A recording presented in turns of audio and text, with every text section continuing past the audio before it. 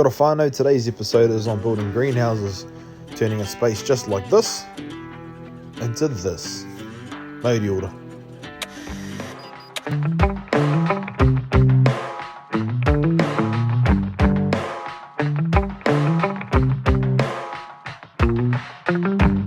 We got our windows down, driving down the 405, sing along to the radio. We're gonna make it someday, nothing's gonna get in our way. We will be the biggest band in town. Round and round the world we'll go, putting on the greatest show. So make sure that you don't miss out, just be there. We're taking our shot, bring what you got. We're going all the way to the top. We will hear the sound of 1 million people screaming our names when we're backstage. We'll play loud, surfing the crowd. Everybody's jumping around. Yeah, that's the place where I wanna be.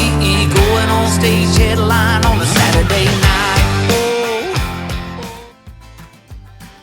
This is a really good space that we had to clear in order to get our greenhouse up and running.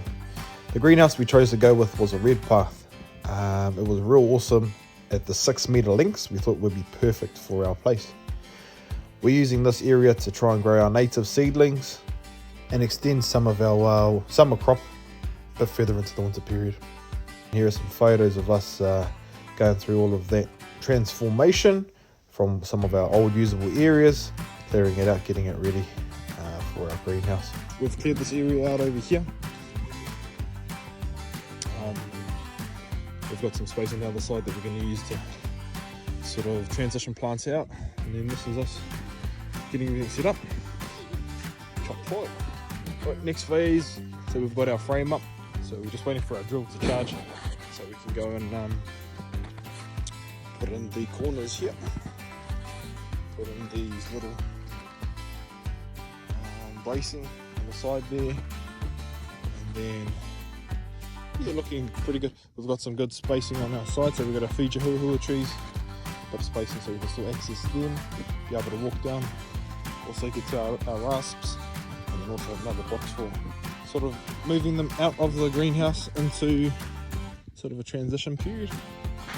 Some of the key benefits straight away I could see in this space is the all-round sun that we had, the ability to be able to put plants in all year round, sort of growing some of those native trees, and also grow some of our tropical trees.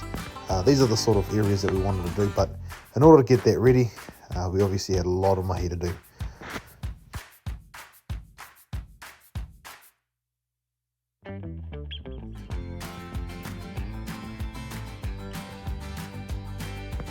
Right, today's first trick for young bucks or bloody young players is make sure that when you're putting this together that there's two of you.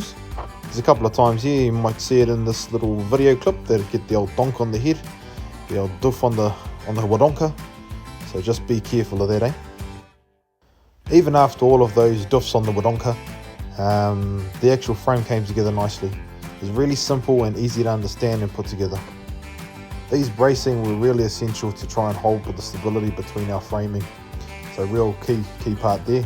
The next bit over here is just these posts, screwing them in and holding it in, and just that little bit more extra security into the ground.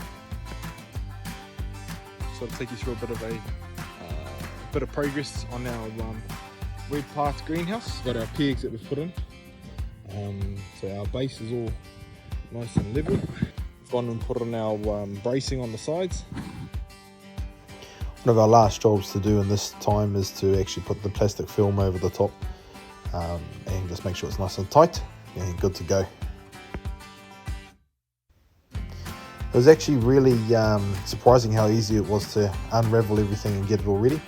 Once again, as you could probably see, down Struggle Street a little bit with just one person, so I had to get one of my girls out there to give us a bit of a hand holding it down.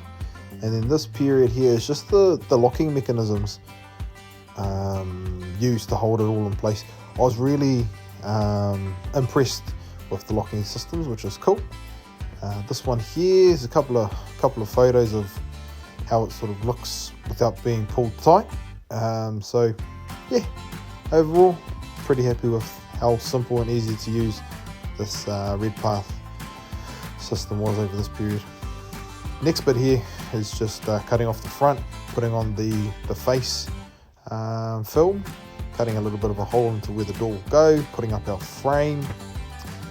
Honestly, pretty straightforward. Any cuzzy with 2/5 of a brain cell should be able to do that.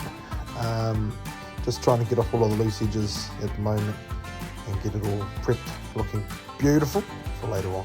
We've got that nice and tight over the top, nice and tight. Don't look too close there at my cuts. We've got our first end on, and then we've also got our sliding door that opens all the way up.